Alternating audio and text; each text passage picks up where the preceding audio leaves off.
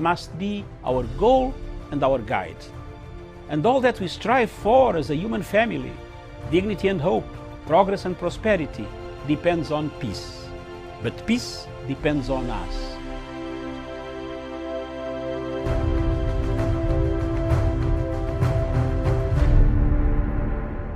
Good afternoon to you, and thank you so much for joining us. It is a minute past 3 p.m. here in Nairobi.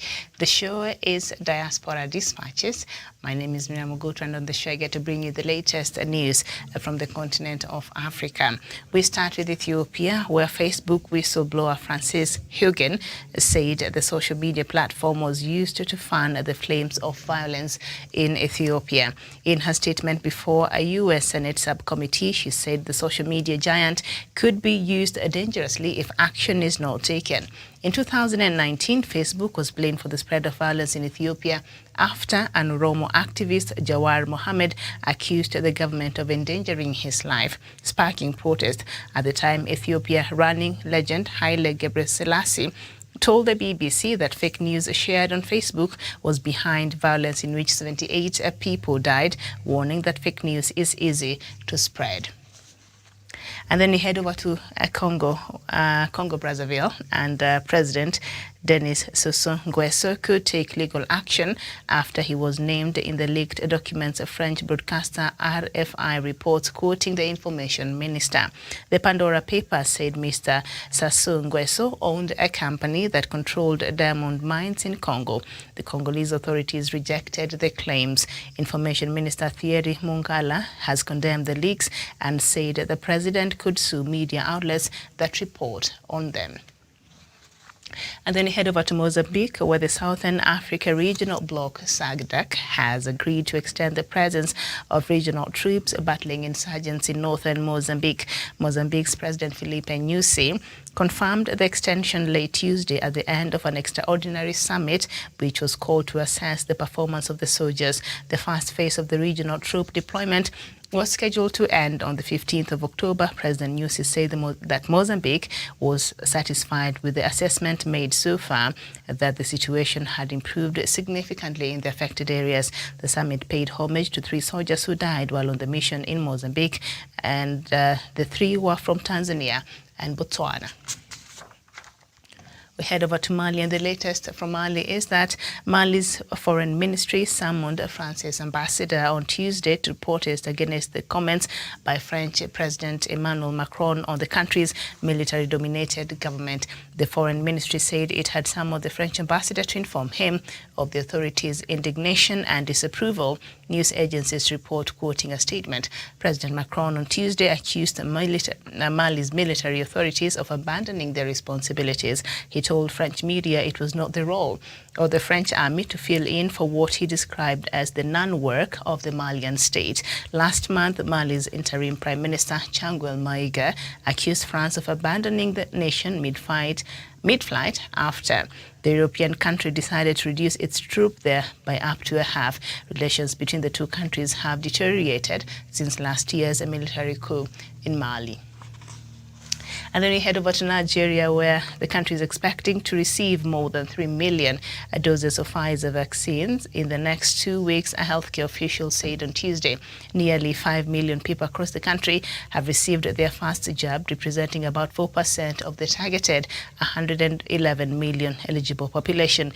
2 million people have been fully vaccinated on Monday. France donated 501,000 doses of AstraZeneca vaccines to Nigeria. President Buhari said his government will continue to explore options for acquisition of vaccines to enable it to vaccinate at least 70% of the eligible population. And then we head over to Angola, where opposition announced on Tuesday that it was forming a coalition to contest next year's presidential election in a bid to defeat MPLA, which has been in power for more than 45 years. The People's Liberation Movement of Angola has ruled the oil-rich country since its independence from Portugal in 1975. A former rebel group, UNITA, has lost every election since it became a political party in 2002. The new United Patriotic Front has nominated Mr. Costa Jr. as its candidate against President João Lourenço, who is likely to run for a second term in the election scheduled for August 2022. And then we head over to Libya, where a major reconstruction and building trade fair opened on Tuesday in the Libyan capital, Tripoli. For 3 days, some 500 national and international exhibitors will display their products as the country embarks on a massive rebuilding drive. Khalid El-Badawi, 14,000 visitors are expected to attend this event. The organizers claim it is the largest of its kind in North Africa. The end of fighting and relative political stability have raised hopes for reconstruction of Libya. Despite progresses made, the security situation in the country remains precarious. And then some good news where Google said on Wednesday it will invest $1 billion over the next 5 years to allow for faster and more affordable internet access and support entrepreneurship in Africa. Internet reliability is a problem in Africa, where less than a third of the continent's 1.3 billion people are connected to broadband, according to the World Bank. But the continent, where nearly half the population is under 18, is a promising market. According to Google and Alphabet boss Sundar Pichai, huge strides have been made in recent years, but more work is needed to make internet accessible, affordable and useful for every African. The investment will support digital transformation by ensuring improved connectivity and access, he said in a statement. The funds will, among other things, go towards infrastructure development, including the Equano subsea cable that will connect South Africa, Namibia, Nigeria and St. Helena with Europe. And the United Nations Office for the Coordination of Humanitarian Affairs has condemned the deportation of Somalis from the self-declared Republic of Somaliland. The agency placed the number of people forced out of their homes at 1,000. It said it had information that those deported had lived in the area for nearly 20 years. The agency said it was concerned about the reports of additional forced displacements planned in the next coming days. Somaliland deported people from southern Somalia on Sunday, citing insecurity. Those who had been deported were being looked after in Puntland. And then we end with Nigeria, and international medical charity Medicine Sans Frontiers has condemned the killing of one of its nurses in Zamfara State, northwest of Nigeria. The nurse Hassan Mohammed was returning to his work Hassan Mohammed was returned to his workstation on Saturday when gunmen opened fire on the public vehicle he was traveling in. Local media report that 2 people, the driver of the vehicle and a passenger, were also killed in the attack. The charity said it was shocked and saddened by the death of the 37-year-old nurse who worked in Shinkafi town, where its team runs a facility at the local hospital. Shinkafi is one of the areas most affected by attacks in Zamfara State. The state has seen a surge in violence, where gangs seeking ransom have carried out mass abductions of students from schools and attacked villages and people traveling by road. And so that is just another case of insecurity that we've seen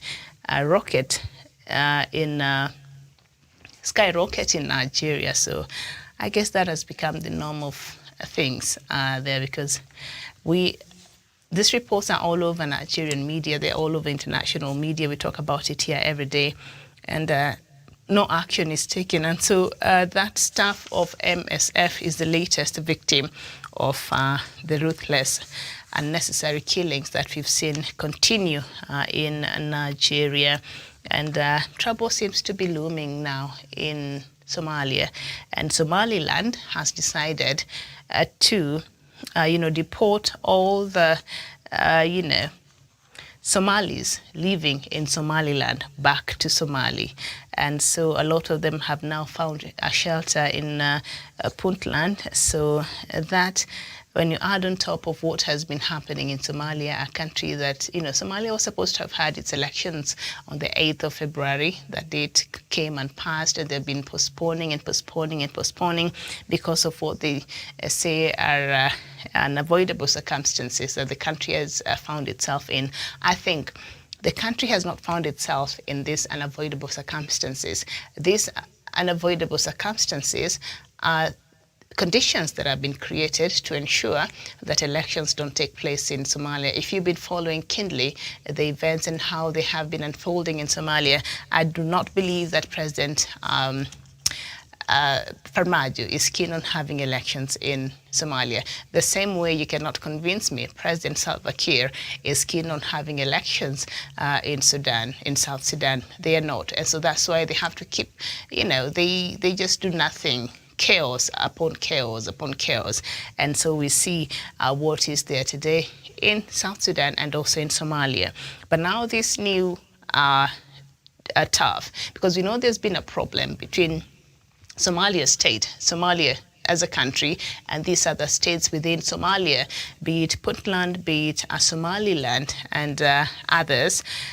They've not been in good working diplomatic relations, and Somaliland has been fighting for it to be recognized. It is an autonomous region in Somalia, and it has been fighting to be recognized as an independent country, and it's been trying to campaign. When you go to the internet, there are pop-up adverts that even sometimes are meant to spread that message across board, trying to have the world rallied around supporting the independence of Somaliland, kind of like what Biafrans now are seeking, except now Somaliland is autonomous.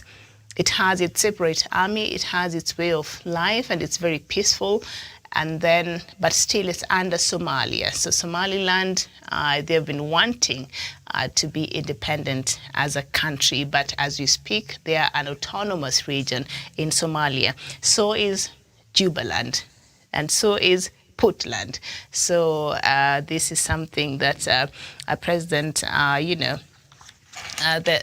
President Farmajo has had to contend with, the disharmony that has existed between Somalia and these other autonomous regions inside of Somalia, among other raft of things that has plagued Somalia, including the insecurity. So for Somaliland to decide to deport Somalis from Somaliland, I think hopefully this will not go farther than what it is, but we know that they've not been getting along at all. So this is extreme. So the United Nations Office for the Coordination of Humanitarian Affairs has condemned this deportation of Somalis from the self-declared Republic of Somaliland, and they're saying this is not the way to go. So they're saying people have been forced out of their homes, and these people who are being forced out of their homes have lived in Somaliland for even up to 20 years. So you're forcing this person out of their home. You're not giving them time to recollect themselves, and so that they could pack well and leave if at all you want them to leave. So they're being forced to leave Somaliland, and so this is not good for the region, for a country that it's already very fragile. So if you're removing them, obviously they can't go to Somalia because there's a problem there of insecurity. That's why they ran to Somaliland. They can't go back to Mogadishu, because it's not a place where it's safe for anybody right now, though there's some semblance of life going on in Mogadishu. So I think this is another problem that President Mohamed Farmajo has had to contend with. So I don't know how that will pan out for them there. So I see all of you keep writing. I'll try and read some of your comments there. And this story from Libya, it's interesting. I don't know if Libya is even safe enough that anything like what do you call it? An international exhibition is taking place in Tripoli. What? Has it become that safe that now they can have international exhibitors come in and display their products?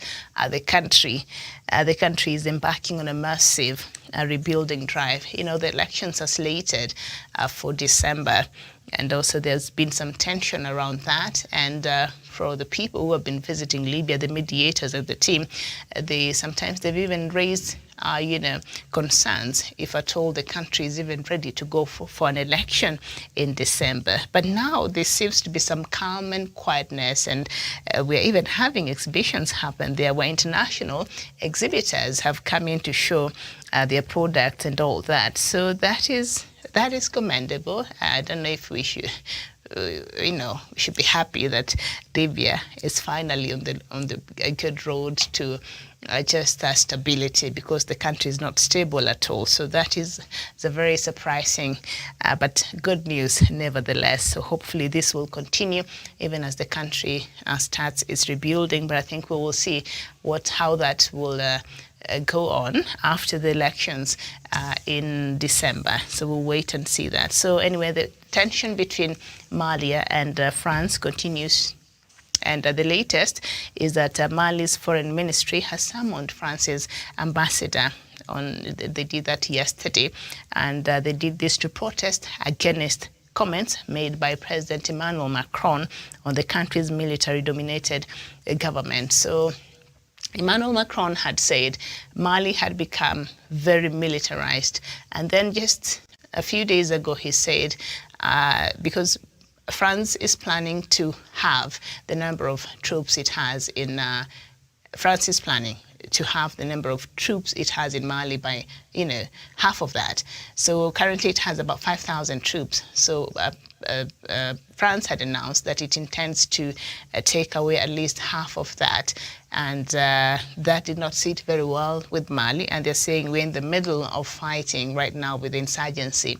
We're in the middle of great insecurity in our country, and you're just going to leave us mid-flight. And so Mali was not very happy.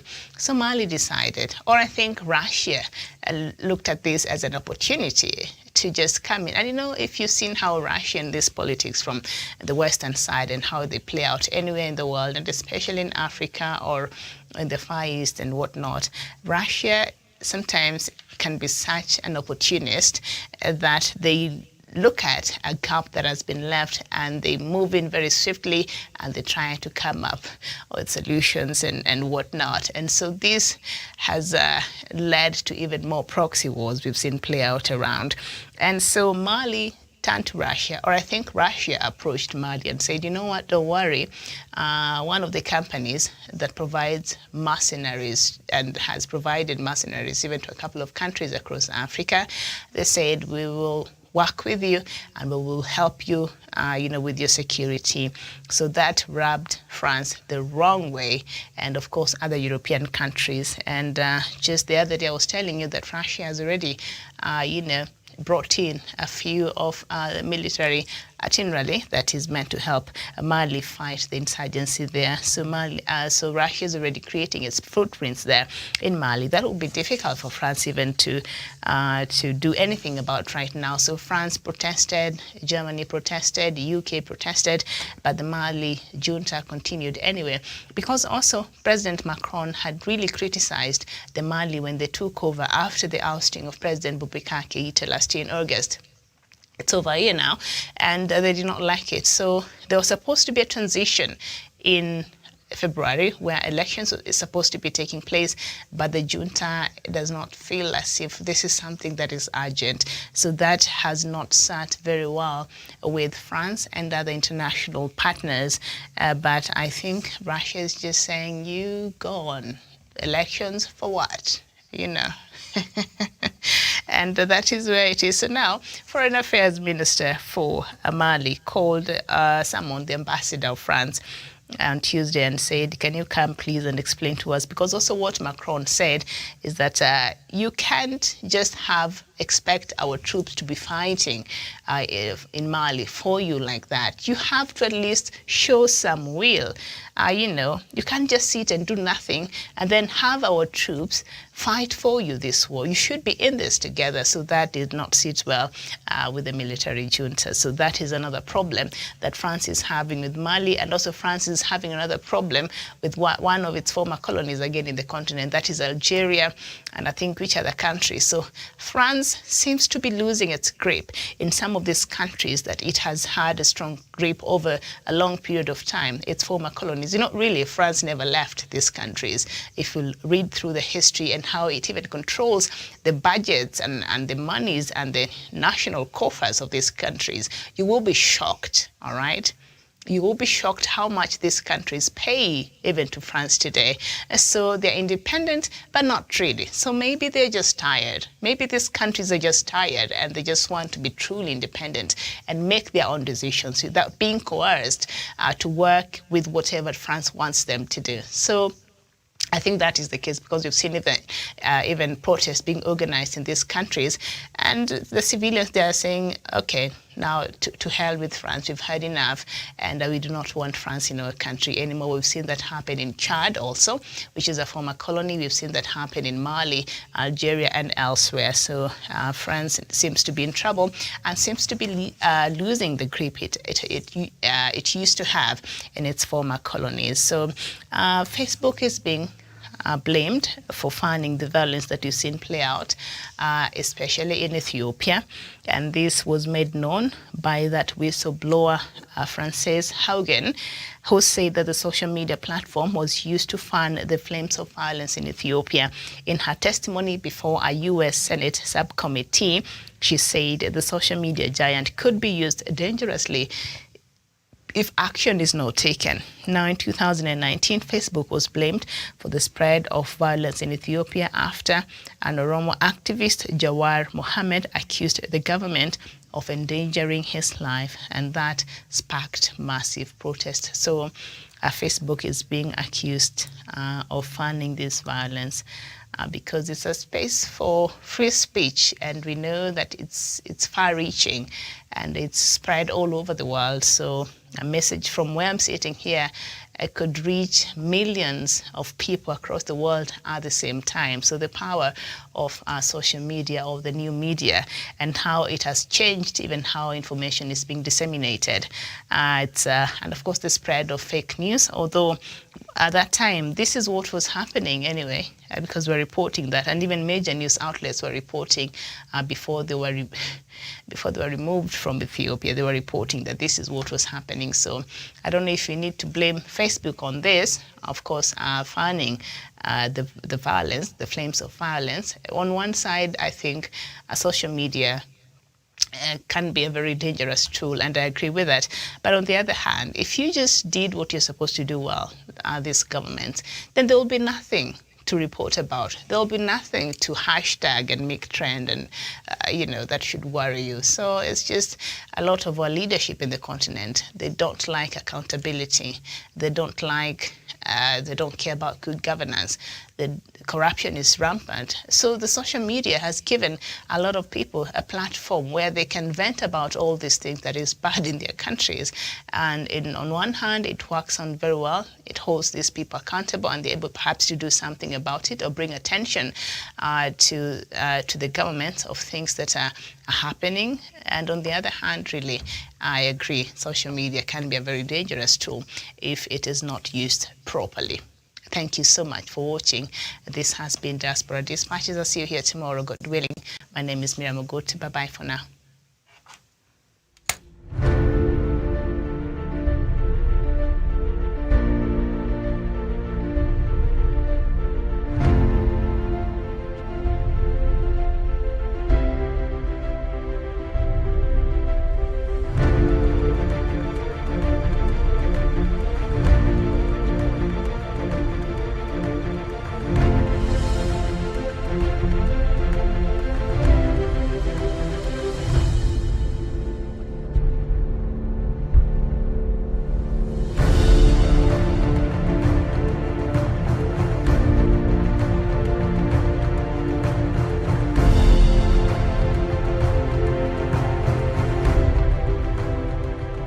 Peace must be our goal and our guide.